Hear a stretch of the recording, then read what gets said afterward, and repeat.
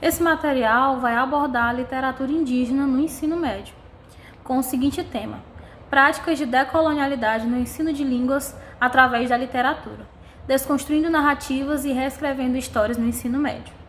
A habilidade escolhida foi da BNCC, Base Nacional Comum Curricular, EM13LG G101, compreender e analisar processos de produção e circulação de discursos nas diferentes linguagens para fazer escolhas fundamentadas em função de interesses pessoais e coletivos. De autoria de Morgana Lima dos Santos, aqui vos falo, e tutoria de Roosevelt Vicente. Como objetivos de aprendizagem, nós temos 3. O primeiro deles, promover o respeito e a valorização da cultura indígena brasileira. Segundo, conhecer e entender outras visões de mundo a partir de outras culturas. E terceiro, reconhecer o valor linguístico das contribuições das línguas indígenas para o português brasileiro. As habilidades escolhidas também da Base Nacional Comum Curricular, EM13LG G101, EM13LG G102 e EM13LG G401.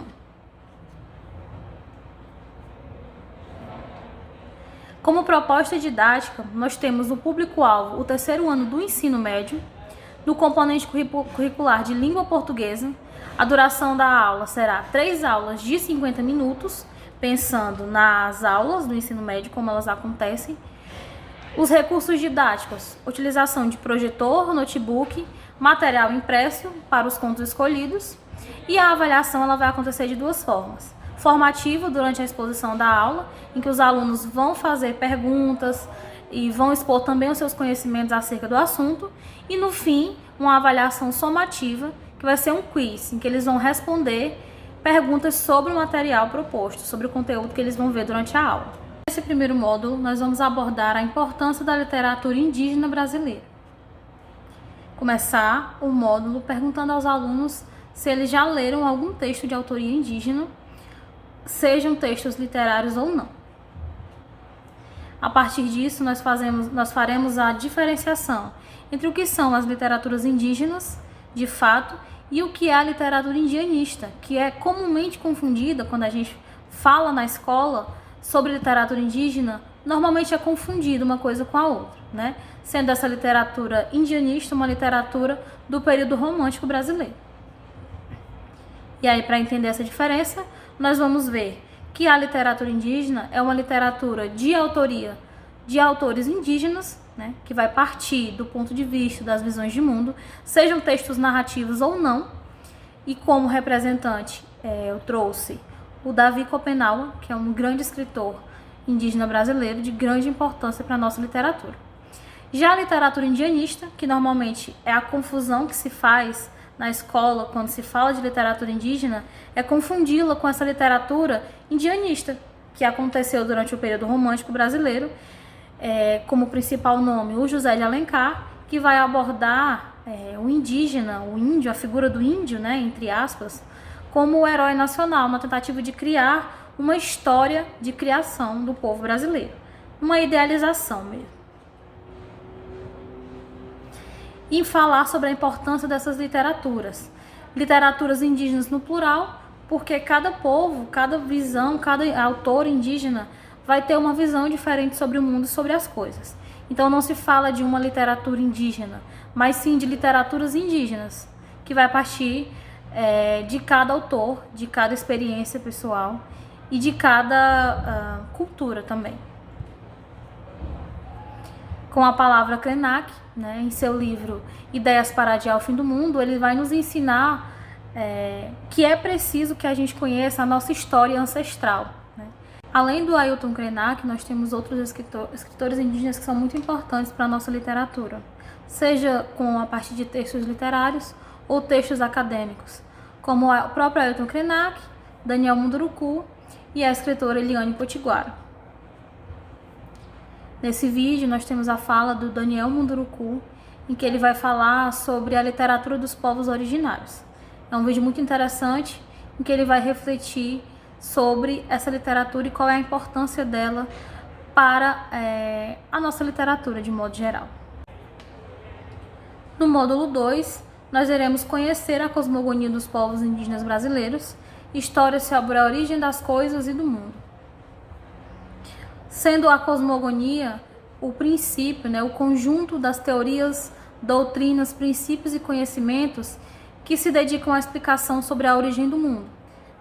E essas cosmogonias sendo várias no plural, porque cada povo, em cada lugar, vai ter a sua própria forma e a sua explicação para essa origem do mundo, como a cosmogonia judaico-cristã, a cosmogonia dos povos incas, a cosmogonia dos diversos povos africanos e a cosmogonia dos povos indígenas, Sendo a cosmogonia desses povos indígenas brasileiros, cosmogonias no plural, porque nós temos diversas culturas que vão explicar a origem do mundo a partir das suas crenças, dos seus pontos de vista.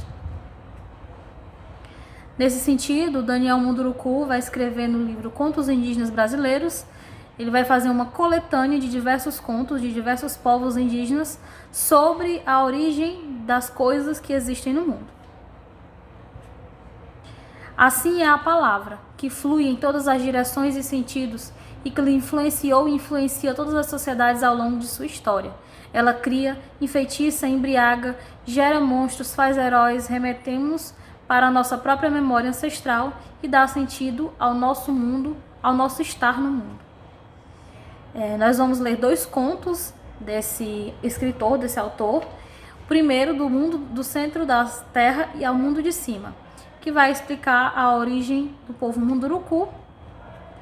E o texto, o conto Depois do Dilúvio, do povo Kayangang, em que ele vai explicar a origem do mundo a partir de um dilúvio. No módulo 3, nós vamos ver a contribuição das línguas indígenas para o português brasileiro.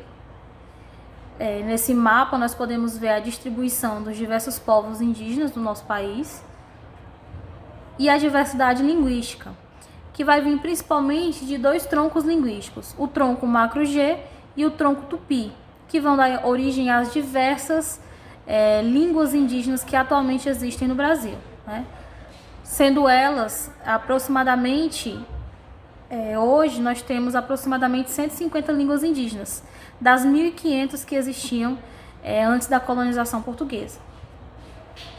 Um dos vocabulários que aparece no texto é a palavra igarapé, que surge no primeiro conto e que vai falar que o igarapé em língua tupi é a junção da palavra igara e apé, e significa caminho da canoa, que é por onde a canoa passa, E a palavra tamanduá, que também é uma palavra de origem indígena, que vem do tupi, a junção dos termos tamá e nduá, que significa formiga e comer, Que é um hábito comum dos tamanduás. Nós vamos ter diversas outras palavras que são de origem indígena, sejam de animais, seja de lugares, seja de fenômenos da natureza, como o próprio nome capivara, o fenômeno natural, a pororoca, que acontece no norte do país, o caju, que é uma fruta conhecidíssima, e a nossa mandioca,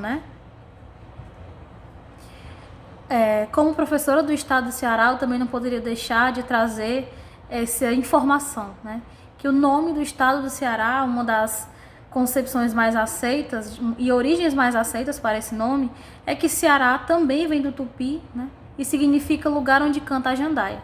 A jandaia, que é esse passarinho tão bonitinho, que infelizmente está ameaçado de extinção, Por último, nós temos 2 propostas de atividade, sendo a primeira uma atividade de pesquisa sobre outras palavras de origem indígena e por fim um quiz em que eles vão responder perguntas sobre o conteúdo que foi abordado.